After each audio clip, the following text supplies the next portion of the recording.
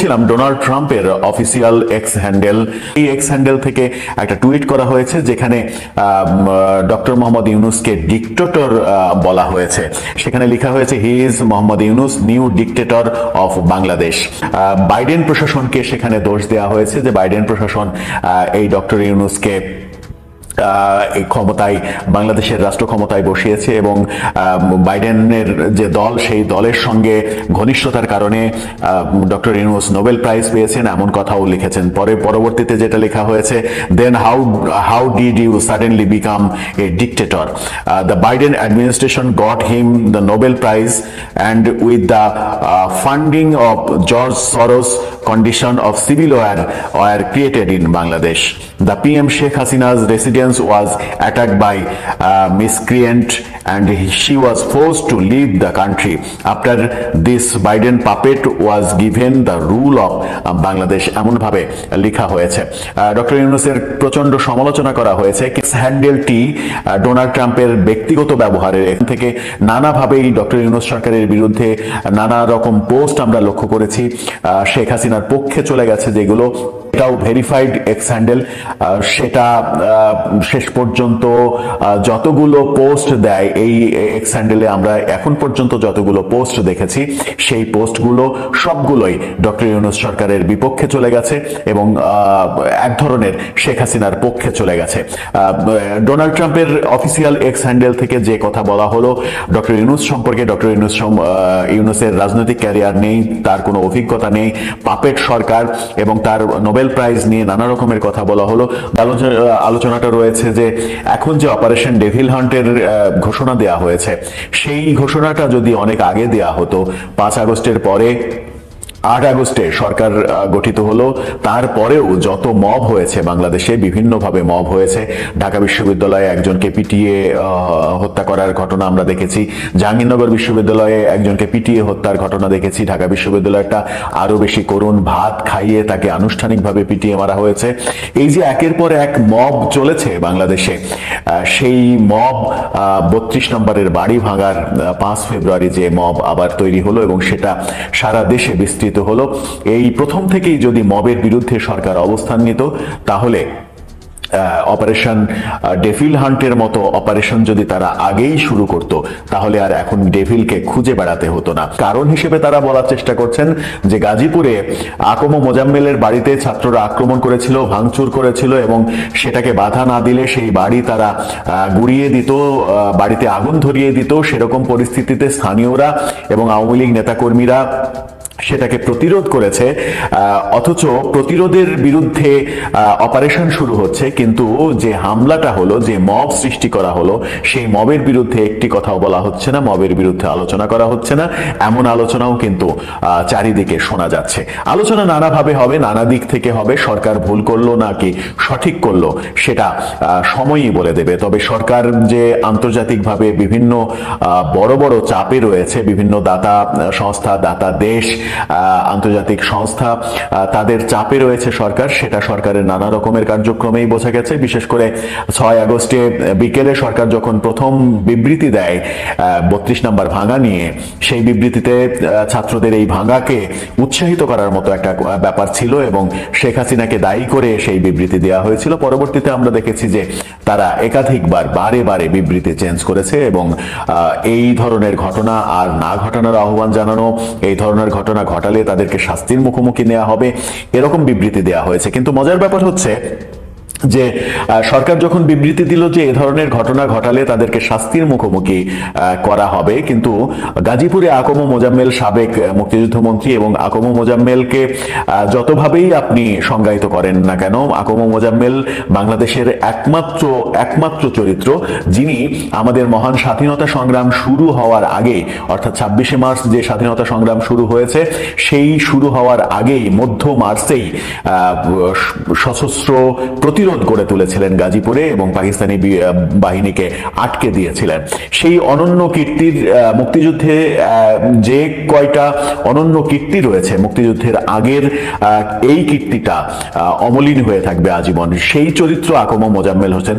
আওয়ামী লীগ সরকারে থাকার কারণে তার বিরুদ্ধে নানা রকমের সমালোচনা হতে পারে, কিন্তু একজন মুক্তিযোদ্ধা আকম মোজাম্মেল হোসেন, তাকে সেই সম্মানটুকু অন্তত দেওয়া উচিত বলে অনেকে মনে করেন। তার বাড়িতে যখন হামলা হলো তখন সেই হামলার ব্যাপারে সরকারের পক্ষ থেকে কোনো কিছুই বলা হলো না, যেখানে সরকার 5 ফেব্রুয়ারির হামলার পরে পরিবর্তিত বিবৃতিতে বলেছিল যে এই ধরনের ঘটনা আর যেন না ঘটানো হয় এবং এই ধরনের ঘটনা যারা ঘটাবে তাদের বিরুদ্ধে শাস্তিমূলক ব্যবস্থা করা হবে। কিন্তু আমরা উল্টো চিত্র দেখলাম, তাদের বিরুদ্ধে শাস্তিমূলক ব্যবস্থা তো নেওয়া হয়নি, বরং তাদের চাহিদার প্রেক্ষিতে নানা রকমের নতুন নতুন গল্প শুনেছি আমরা। সেই হামলা ব্যাপারে ডাকাত ঢুকেছিল, ডাকাতদেরকে উদ্ধার করতে গিয়েছিল ছাত্ররা, এরকম নানা কথা শুনেছি। কিন্তু সেগুলো আদতে ধোপে টিকেছে কিনা সেই বিতর্কও হয়তো সময়ই বলে দেবে, সেই বিতর্কের অ্যান্সারটাও সময় বলে দেবে। এরকম নানা রকমের সমালোচনা সরকার কেন্দ্রিক চলছে। যখন তখন আন্তর্জাতিক চাপ কিন্তু সরকারের উপরে বেড়েছে, ইউ দেশগুলো সহ আমেরিকার চাপ বেড়েছে, অন্যান্য দাতা দেশগুলোর চাপ বেড়েছে। সেই চাপ সরকার কিভাবে ট্যাকেল দেয়, সেই চাপগুলো সামলাতেই অপারেশন ডেভিল হান্টের মতো এরকম অপারেশনের ঘোষণা দেওয়া হয়েছে, এমনটাও অনেকে মনে করেন।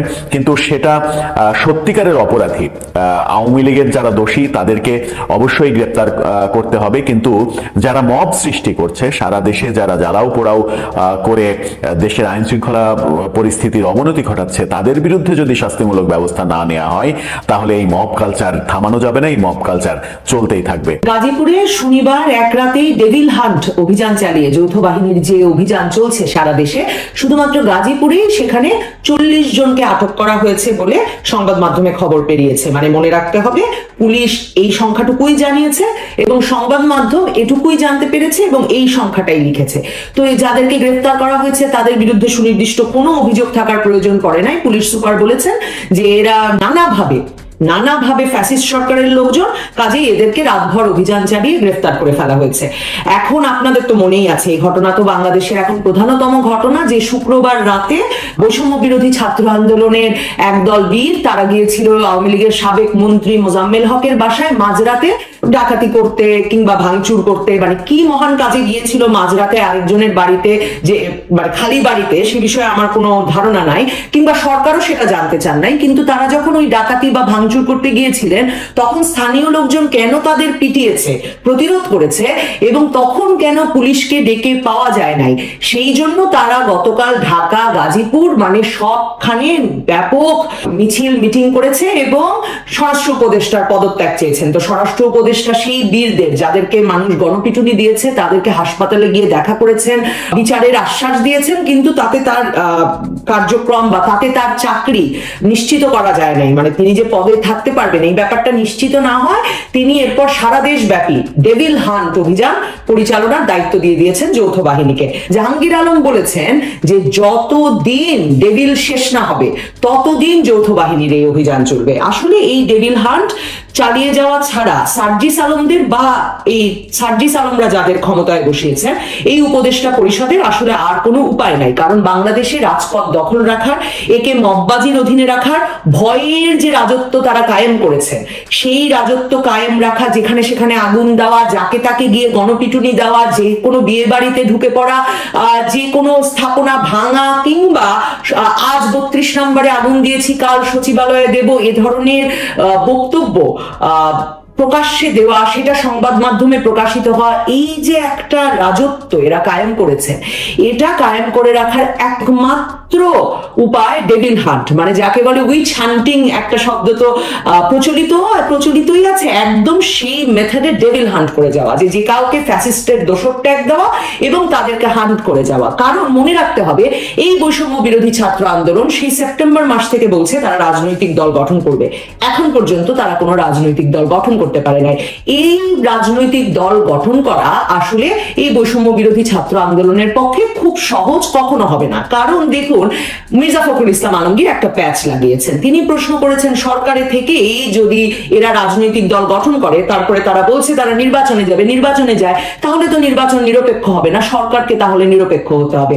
আর ওইদিকে বৈষম্য বিরোধী ছাত্র আন্দোলনের হাসনাত, সার্জিস, সচিবালয় সহ সর্বত্র মববাজি, তদবিরবাজি, চাঁদাবাজি, চাঁদাবাজি, আর বড় বড় গাড়িতে চড়া, প্রায় গাড়ির দুর্ঘটনায় পড়া, এরকম নানা কিছু চালিয়ে যাবে নায়কোচিত কাজ। আর অন্যরা বাইরে বসে রাজনৈতিক দল গঠন করবে। কাজে ওই দলের ভেতরেও জাতীয় নাগরিক কমিটি আর বৈষম্য বিরোধী ছাত্র আন্দোলনের ভেতরেও এই নিয়ে একটা গ্যাঞ্জাম শুরু হয়েছে। দেশের নানা জায়গায় এরা নিজেদের মধ্যে হাতাহাতি সংঘর্ষ করছেন, খোদ রাজধানীতে হাসপাতালে গেছেন। অন্যদিকে সংবাদ মাধ্যম প্রশ্ন করা শুরু করেছে যে আপনারা কি রাজনৈতিক দল গঠন করতে হলে উপদেষ্টা পরিষদ থেকে বেরিয়ে যাবেন? এখন শুরু হয়েছে ঠেলাঠেলি, নাহিদ যাবেন, নাসির যাবেন, না মাহফুজ যাবেন, নাকি কেউই যাবেন না। এই ঠেলাঠেলির মধ্যে পড়ে আসলে বৈষম্য বিরোধী ছাত্র আন্দোলন খুব দ্রুত রাজনৈতিক দলের ঘোষণা দেবে সেই সম্ভাবনা কম। কাজেই এরা আসলে রাজপথে মূলত থাকবেন একটা হাওয়ার বিরুদ্ধে যুদ্ধ করে, ফ্যাসিস্টের দোসরের বিরুদ্ধে যুদ্ধ করে, এবং এই যুদ্ধ তাদের খুব সহজে শেষ হবে না। ডেভিল হান্ট কি শুধু আওয়ামী লীগ ধরে শেষ হবে? সেটা কিন্তু হবে না। এরই মধ্যে যুবদল নেতা তৌহিদুল, কোনো মামলা ছিল না, কুমিল্লায় বাড়ি থেকে 2:30টার সময় সেনাবাহিনী তাকে তুলে নিয়ে পরের দিন মৃত অবস্থায় পরিবার তাকে ফেরত পেয়েছে, পিটিয়ে মেরেছে তাকে। তো শুধু যুবদল নেতা তৌহিদুলের ঘটনাটা জানা গেছে এবং যুবদল নেতা তৌহিদুলের মৃত্যু হয়েছে বলে হয়তো খবরটা এতটা জোরালো ভাবে এসেছে। কিন্তু দেখুন, সারা দেশে আসলে বিএনপিও এই ডেভিল হান্ট থেকে শেষ পর্যন্ত মুক্ত থাকবে না, কারণ এর মধ্যে একটা ভোটের হিসাব আছে। যতদিনে নির্বাচন হবে ততদিনে এই বৈষম্য বিরোধী ছাত্র আন্দোলন, এই ছাত্র নেতারা এরা তো আর কোনোদিন রাজপ্রাসাদ থেকে আসলে নামতে পারবেন না বা নামতে চাইছেন না। তো এই অবস্থায় তাদেরকে যদি থেকে যেতে হয়, এবং এই উপদেষ্টা পরিষদকেও মনে রাখবেন, এগুলো নিয়ে আমরা পরে আরো আলোচনা করব, এই উপদেষ্টা পরিষদকেও আসলে বিভিন্নভাবে বিভিন্ন তরিকায় রাজপ্রাসাদেই থেকে যেতে হবে। তো এই ব্যবস্থা করতে হলে নির্বাচনের আগে এদেরকে রাজনীতি আসলে আওয়ামী লীগ এবং বিএনপি উভয় দল মুক্ত করতে হবে। দেখেন, 2008 সালের নির্বাচনের হিসাব যদি নেই, আওয়ামী লীগ ভোট পেয়েছিল 48%-এর বেশি, বিএনপি ভোট পেয়েছিল 32%-এর বেশি। এখন যদি ধরেও নেই যে দুই দলেরই মোটামুটি 35% ভোট আছে এখন বাংলাদেশে, তাহলে এই 70% ভোটের যারা মালিক, এই 70% ভোট যাদের ব্যালট বাক্সে যাওয়ার কথা, তাদেরকে রাজনৈতিক ময়দান থেকে দূরে না ফেলে, নির্মূল না করে, নিশ্চিহ্ন না করে আসলে নির্বাচনের মাঠে আসতে পারবে না এই ছাত্ররা। 2008 সাল থেকে আমরা জানি যে বেগম খালেদা জিয়া সে সময় তার 2 ছেলের মুক্তি এবং বিদেশি চিকিৎসার ব্যবস্থা ছাড়া কিছুতেই নির্বাচনে রাজি হন নাই। 15 বছরের আওয়ামী লীগের আমলে 2018 ছাড়া আর কোনোবার তাদেরকে নির্বাচনে আনা যায়নি, কারণ তারা যে লেভেল প্লেইং ফিল্ডের কথা বলেন, মানে যদি নির্বাচনে জয়লাভের সম্ভাবনা না থাকে, নির্বাচন থেকে কিছু পাওয়ার যদি প্রত্যাশা না থাকে, তাহলে আসলে বিএনপির শীর্ষ নেতৃত্ব কোনোভাবেই নির্বাচনে দ্বিতীয় দল বা তৃতীয় দল তো প্রশ্নই ওঠে না, দ্বিতীয় দল হওয়ার জন্য মানসিকভাবে প্রস্তুত নয়, এবং তারা কোনোভাবেই নির্বাচনে যেতে তখন রাজি হয় না। কারণ মনে রাখতে হবে,